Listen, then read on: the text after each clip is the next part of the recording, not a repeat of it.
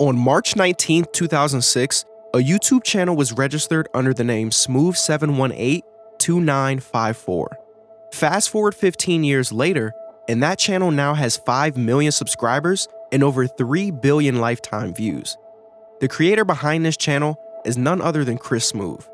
Now, if you thought becoming a successful YouTuber was Chris Smoove's initial plan, you'd actually be wrong. In fact, when he first created his channel, he had no intentions of making his own content. So when I made my account back in 2006, it was because I wanted to see this booty shaking video. And the video was 18 plus age restricted, so I had to make an account. I had to lie about my age. I wasn't 18 at the time. So the question is, how did Chris Smoove go from a 16-year-old watching inappropriate YouTube videos to becoming a massive influence on a multi-billion-dollar company? To fully understand the impact of Chris Smoove, we must first look at NBA 2K as a whole. Basketball video games have been around for almost half a century now, but it wasn't until November of 1999 that we finally saw 2K enter the basketball video game world.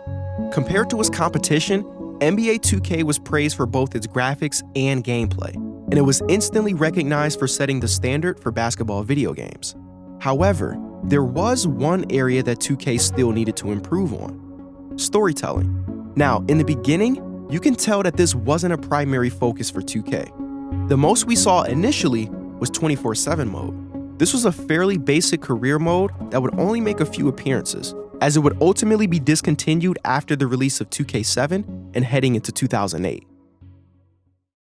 2008 would also be the same year Chris Smoove would upload his first video to YouTube, a 19-second clip of Ben Wallace knocking down a mid-range jump shot.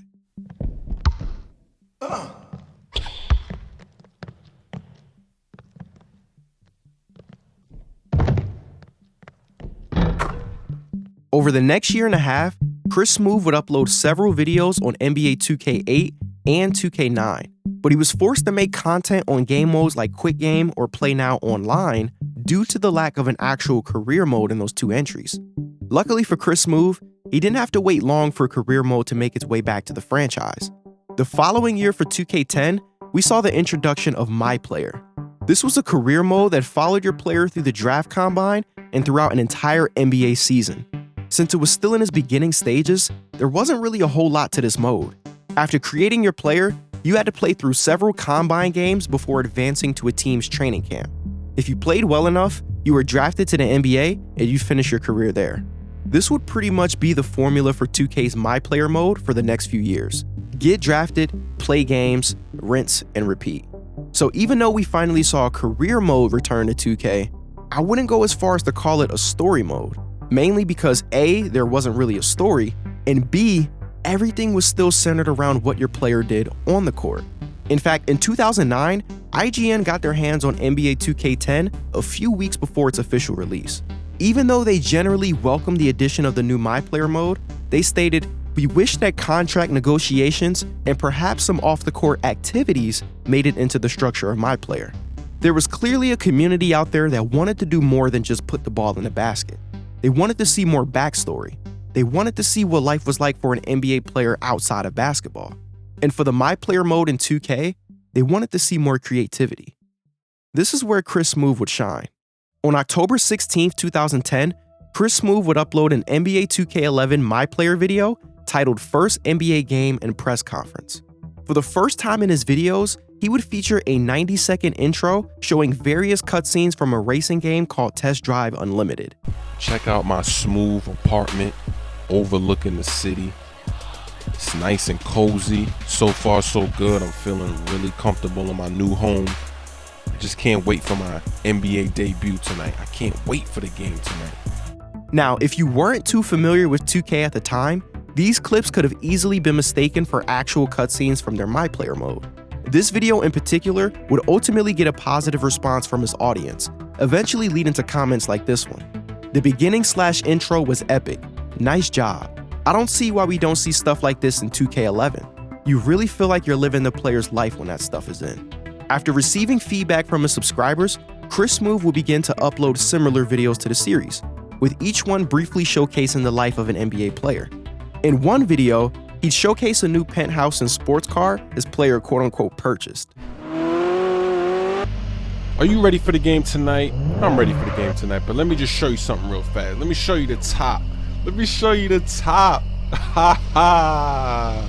In another video, he'd use clips from various other games to show what type of jobs he had before making it to the NBA. There was even a video where he would visit his injured teammate, Dwayne Wade, in the hospital. He played in Game 5, wasn't very effective. I was just being a good teammate, making sure our team chemistry is all good. So when his last doctor's appointment before the finals, I went to go check on him, and he says he'll be 100% for the NBA Finals. Not only were these short intro clips creative, but they were also somewhat believable. One user commented, "I remember being 10 years old thinking the intro was a part of the game.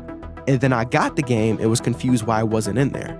People who watched Chris Smoove would go out to stores like GameStop to buy NBA 2K, specifically for all the cool new things you can do in the MyCAREER mode, only to eventually start up the game and realize that you can't actually drive flashy sports cars or fly private jets. Nonetheless, people loved this style of content. Not only was it really engaging, but at the time, no one in the 2K community was making these types of videos. And because of this, Chris Smoove's channel would begin to grow as he continued to upload these videos for the remainder of 2K11. 2K12 and 2K13 would see similar results for Chris Smoove. As he continued to make videos, the stories would become more and more believable. In one video, we might see his player driving his car on his way to the game. Then, in another video, he'll show us the process of picking out his suit for NBA Draft Day. I gotta get a suit. I can't show up with some baggy hoodie and long tee. I gotta get a nice looking suit. So what better place to get a suit than in the city I'm gonna get drafted in New York? This style of content would quickly rise in popularity, and it would start to become the norm for many other 2K creators during this time.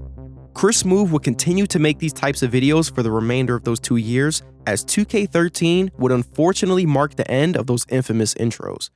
Now, if these videos were getting so much positive feedback from his viewers, why did he decide to stop making them now?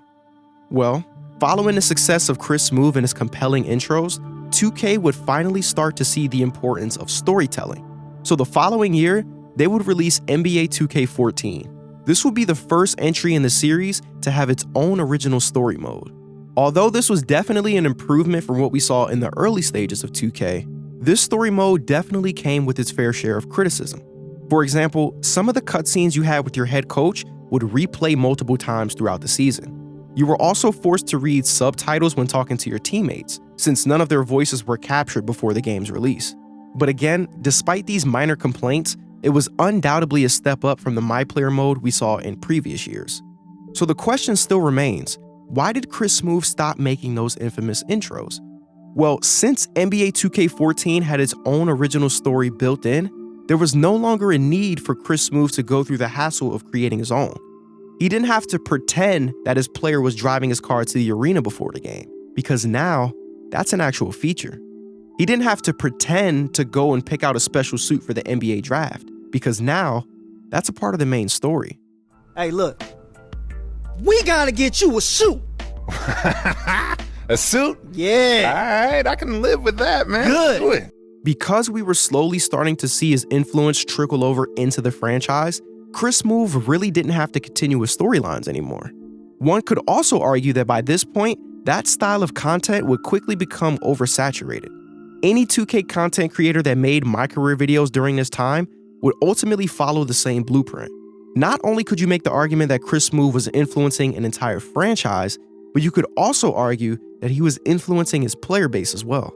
Because of this influence, the 2K community would eventually label him as the Godfather of 2K.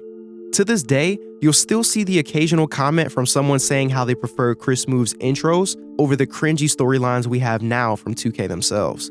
This is just another example of the impact that Chris Smoove had on the 2K franchise and the community. Now, was Chris Smoove the first person to think of elaborate storylines while playing his favorite game? Probably not. Was he the first person to bridge the gap between basketball and some of its off-the-court activities? No. But did he play a role in the success of both the NBA 2K franchise and its MyCAREER mode? Absolutely. Just like how Michael Jordan transcended the NBA to a much larger audience, I genuinely believe Chris Smoove did the same for 2K. And similar to how every NBA player wanted to be like Mike, every 2K content creator, at one point or another, wanted to be like Smoove.